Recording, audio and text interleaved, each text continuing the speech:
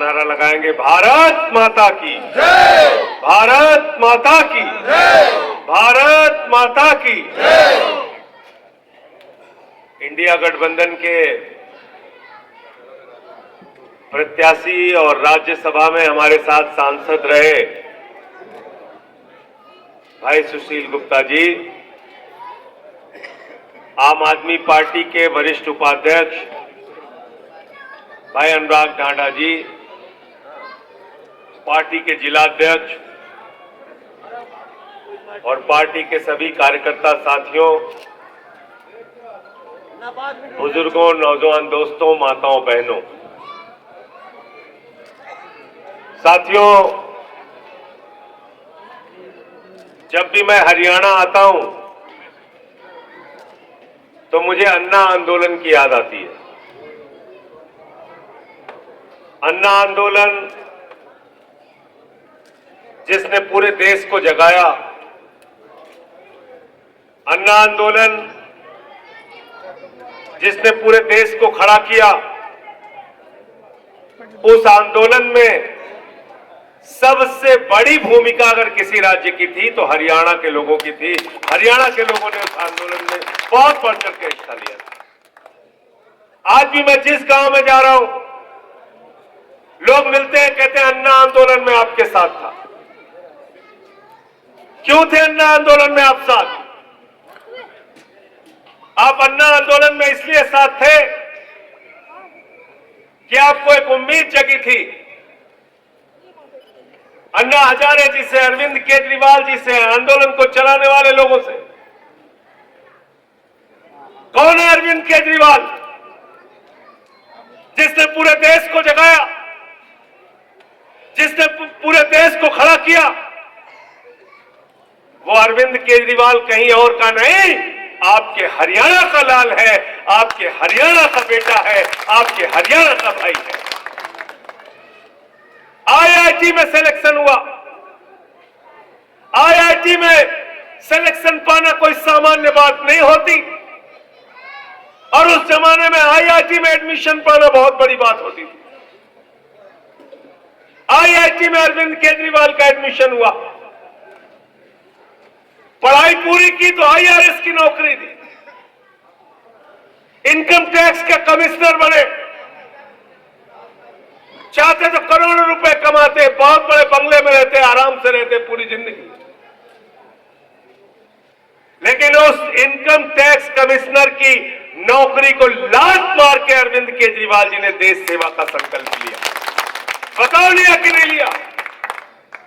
झुग्गी बस्तियों में रहे, आरटीआई का आंदोलन चलाया, मजदूरों के लिए काम किया, किसानों के लिए काम किया,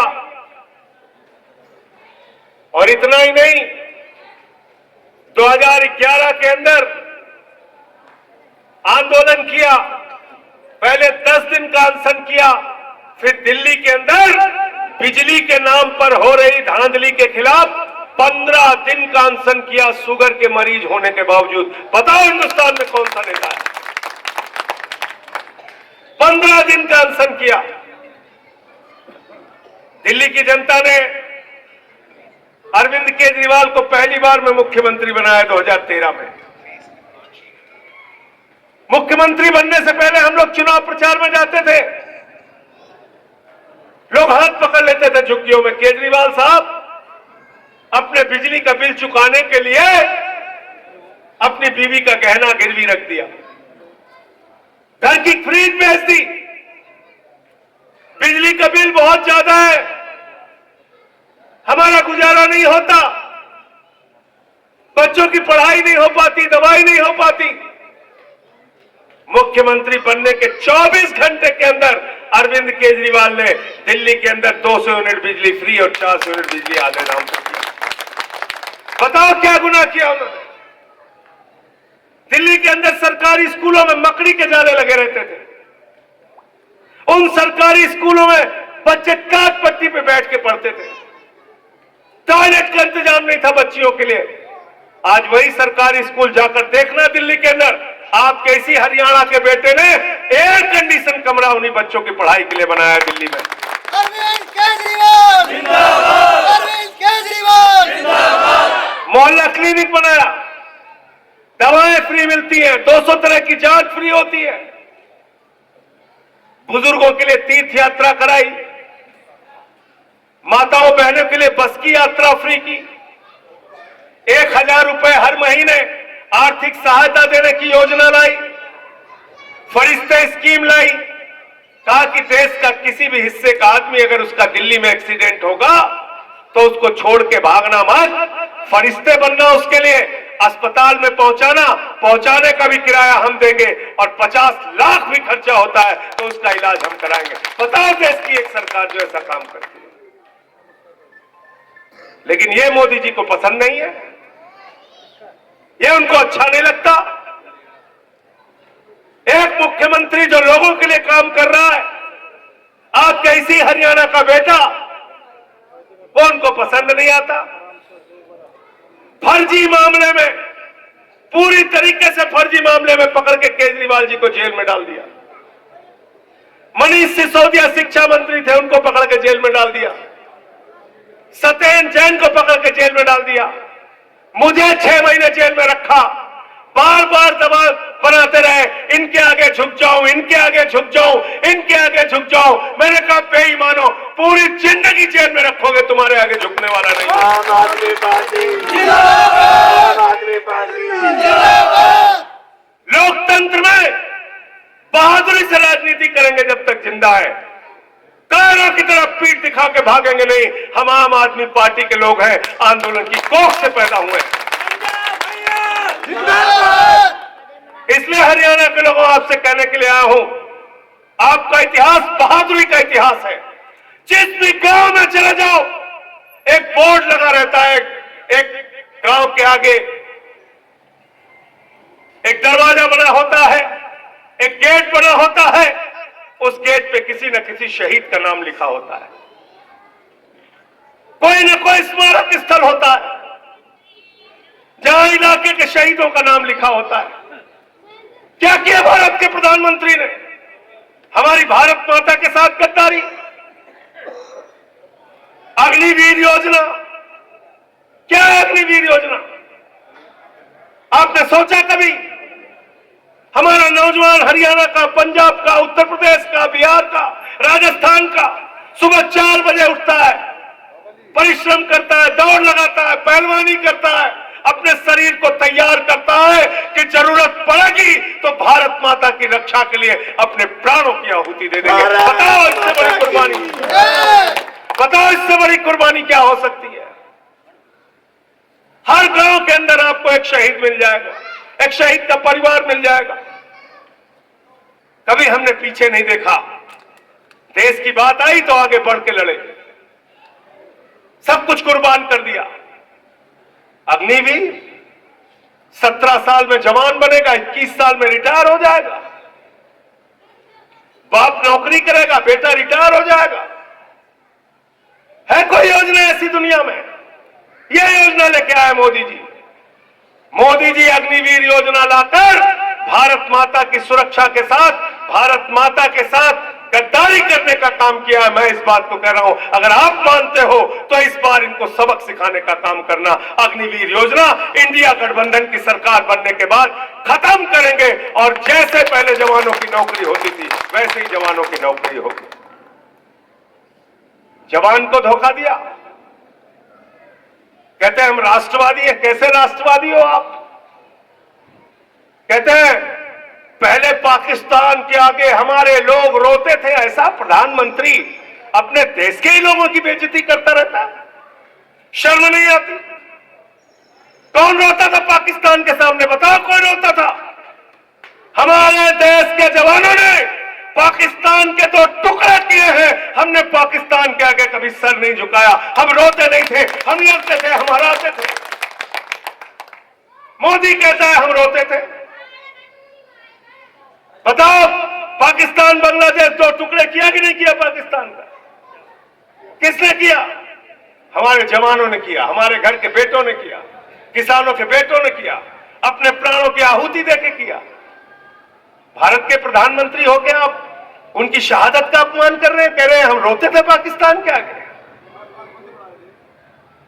8 लाख बंदी बनाए थे, हम रोते थे। तुमने भारत का सिर शर्म से झुकाया। पाकिस्तान के प्रधानमंत्री को अपने शपथ ग्रहण में बुलाया मोदी जी 2014 के अंदर। उसके पहले, आपके पहले किसी भी भारत के प्रधानमंत्री ने अपने शपथ ग्रहण में पाकिस्तान के प्रधानमंत्री को नहीं बुलाया। आप क्या राष्ट्रवाद की बात करते हैं? आपने पठानकोट में आतंकवादियों का हमला हुआ, वहां हमारे वीर जवानों की शहादत की जांच आपने आईएसआई की खुफिया एजेंसी को बुला के कराया। आप क्या राष्ट्रवाद की बात करते हैं?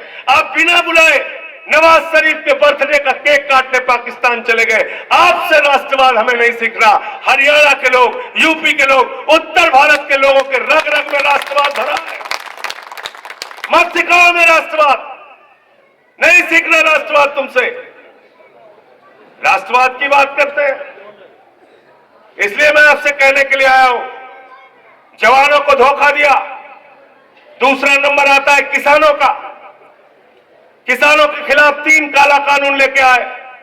ये सुशील गुप्ता जी बैठे हैं, आपके प्रत्याशी। मैं और ये दोनों लोग राज्यसभा में थे उस समय। मैं टेबल के ऊपर चढ़ गया, मैंने कहा यह बिल किसानों के खिलाफ है, हमारे देश के अन्नदाताओं के खिलाफ है, इसको हम कतई लागू नहीं होने देंगे। वो बोलते रहे, मैंने माइक तोड़ दिया। हल्ला मचाया बीजेपी वालों ने। संजय सिंह ने माइक तोड़ दिया, संजय सिंह ने माइक तोड़ दिया। मैंने कहा बेईमानो, अगर तुम किसानों के हड्डी तोड़ोगे तो मैं तुम्हारी माइकें तोड़ूंगा। यहां पीठ दिखाने नहीं आया हूं। यह सुशील गुप्ता जी थे हमारे साथ, पंजाब के मुख्यमंत्री उस समय सांसद थे, भगवंत मान जी। हम तीनों लोगों ने सेंट्रल हॉल के अंदर, उठा के देख लेना वीडियो, हम तीनों लोगों ने देश के प्रधानमंत्री नरेंद्र मोदी को, जितनी दूर ये पहली कुर्सी लगी है इतनी दूर पे उनके सामने किसानों के हक में और प्रधानमंत्री के खिलाफ मुर्दाबाद के नारे लगाए और किसानों की आवाज को देश की संसद के अंदर बुलंदाया। भैया आपने किसानों को धोखा दिया। 750 किसानों की शहादत ले ली आपने। 3 काला कानून लगाया आपने। 1 साल तक जाड़ा, गर्मी, बरसात किसान सड़कों पर बैठा रहा। आपने गोलियां चलवाई, आंसू गैस के गोले छोड़े, आपने पानी की बौछारें कराई, बोले दिल्ली नहीं घुस सकते, दिल्ली नहीं घुस सकते। अरे जिन्होंने आपको दिल्ली नहीं जाने दिया, अब उनके कैंडिडेट को कहना हम तुमको दिल्ली नहीं जाने देंगे। बताओ तैयार हो आप लोग? किसानों को धोखा दिया, बोले आमदनी 2 गुना कर देंगे। आज तक एमएसपी लागू नहीं की स्वामीनाथन आयोग की रिपोर्ट के हिसाब से। यह है हमारी पीड़ा, यह है उत्तर भारत के लोगों की पीड़ा। परिश्रम करते हैं, मेहनत करते हैं, हरियाणा के, पंजाब के, यूपी के, बिहार के, राजस्थान के लोग अपनी धरती माता से अन्न पैदा करते हैं और उसको बेचने के लिए जाते हैं। मंडियों में लाठियां मिलती है, खाद की बोरी लेने जाओ लाठियां मिलती हैं, बीज मांगने जाओ लाठियां मिलती है, हर जगह में मारा जा रहा। ये राष्ट्रवाद की बात कर रहे हैं।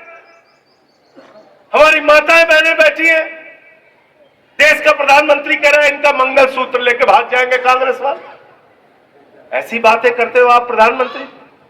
हमें मूर्ख समझा है? 24,000 रुपए सोने का दाम था तोला 2014 में। बताओ था कि नहीं था? बताइए सरदार जी, था कि नहीं? 24,000 रुपए तोला था। आज कितना हो गया? 75,000 रुपए तोला।